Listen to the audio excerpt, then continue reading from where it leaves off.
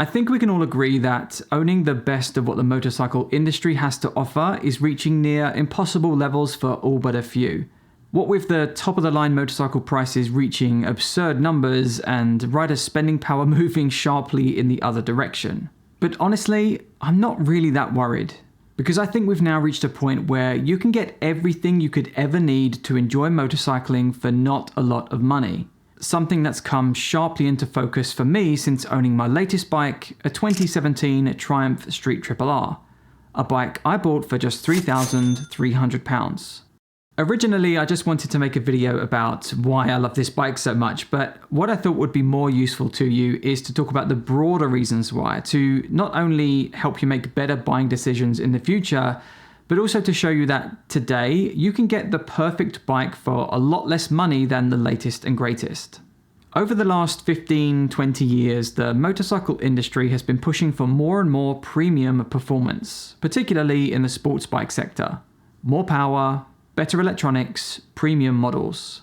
All in an effort to outdo the competition while continually telling us that these advancements will improve our experience. But one thing I have found is that less performance is actually more fun, or more accurately, accessible performance is more fun. And there is no clearer indication to this than my first ever track day on a Street Triple R 8 years ago, because this isn't actually the first time I've owned this bike. For many years I'd only rode exclusively on the track, but I started to get the itch to have a road bike for the odd blast around the twisties. So I sold my Honda Fireblade track bike and picked up a 2014 Street Triple. Up to then I'd taken the typical track riding path. I started on a lower capacity machine, then upgraded to 1000 later on. So to then step back down to a 105 horsepower naked bike with high bars, I did wonder if the track would become less enjoyable. Long story short, I don't think I've ever smiled so much in the first session of a track day in my life. Stepping down from a well-kitted 180 brake horsepower superbike, everything became so much more manageable. The lower power and higher bars just made using what the bike had to offer so much easier. I was throwing it over on my knee within a few corners, wide open throttle what felt like everywhere, and braking zones no longer felt like a fight for survival. Yes, you could argue that it wasn't quite as raw an experience as a fire-breathing superbike, but honestly, I just found it more fun. And because of that, I started to feel happier in my riding too. Because with expensive, well-kitted bikes, things naturally start to get a bit more serious, where the focus shifts a little bit too much on performance and lap times and less on enjoying the actual act of riding. But the Street Triple put me right back in that place. And I know I'm talking about the track here, but I think these hypersports bikes can have similar effects on road riders too, where their serious nature can take some of the playfulness out of riding. And I'm not just happier because of that experience, but because I'm getting all of this and feeling content with it for not a lot of money, and that just feels good. And also knowing that I've stepped off the hedonic treadmill helps as well. We often buy things because of the spike of happiness we get, and because we think things will be better when we do buy it, whether that's the latest phone, a new car, or in this case, a new and better bike. But the hedonic treadmill is a psychological theory that says we always return to a base level of happiness after a spike, which is probably why after a short time we go looking for the next thing that we want to buy. And just a quick side note, without wishing to get too far off base here, with everything getting so expensive and spending power only getting lower, I think this is a really important cycle to break, specifically in the context of always chasing the next purchase or upgrade, and that realizing you can be very satisfied with less and what you already have.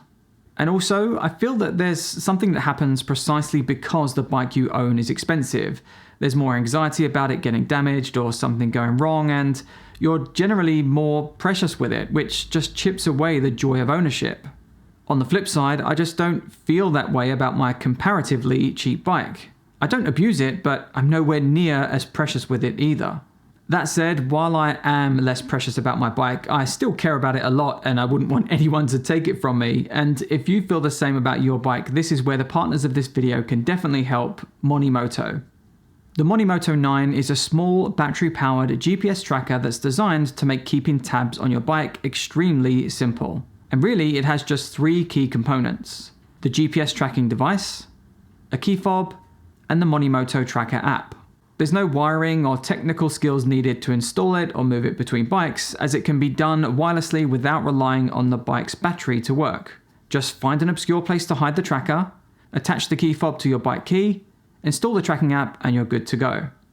The GPS tracker automatically disarms and rearms as you walk up to the bike and as you walk away from it, so you know it's always ready to do the job when you've left the bike somewhere. And with a rechargeable battery that can last up to 12 months, you can set it and forget it until it's time to charge it again. When any suspicious movement is detected and there's no key fob in range, you get a phone call in less than a minute with an exact GPS location. And it can do this because it has a built-in eSIM that allows global coverage. So if you want a quick, simple, and reliable way to keep tabs on your bike, just head to monimoto.com and use code LIFEATLEAN at checkout to get 10% off. And that's available for the next 30 days. Thanks to Monimoto, now let's get back to the video. Okay, so something else I've come to really appreciate with the Street Triple is its versatility. If I want to have a little play and do a little swift but sensible riding in the British countryside, it's brilliant at that. If I want to take it a bit further and get closer to its limits on the track, it can do that with ease too. And while it will never keep up with superbikes down the straights, on tighter circuits it can keep up with pretty much anything in the corners.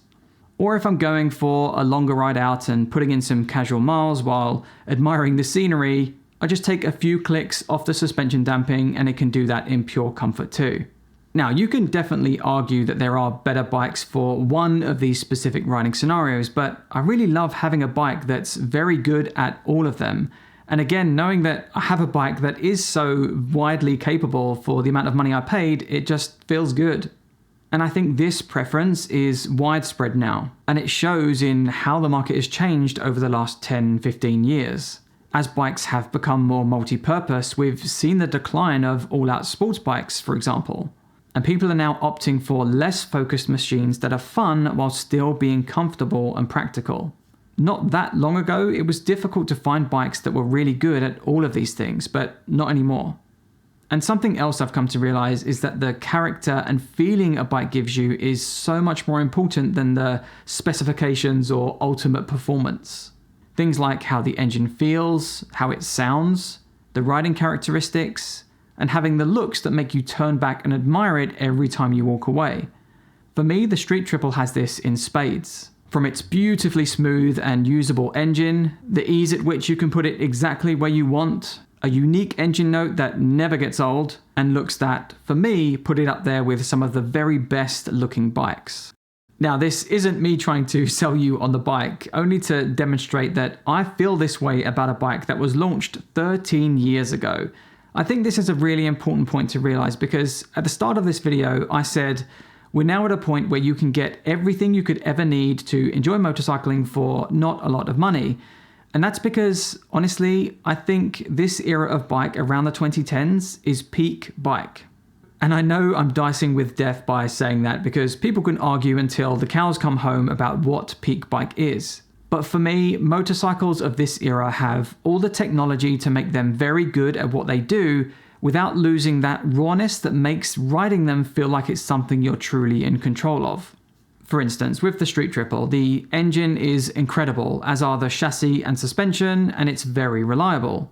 But I like having a throttle cable, no intrusive electronic or safety features, and an analog rev counter with no TFT screen in sight.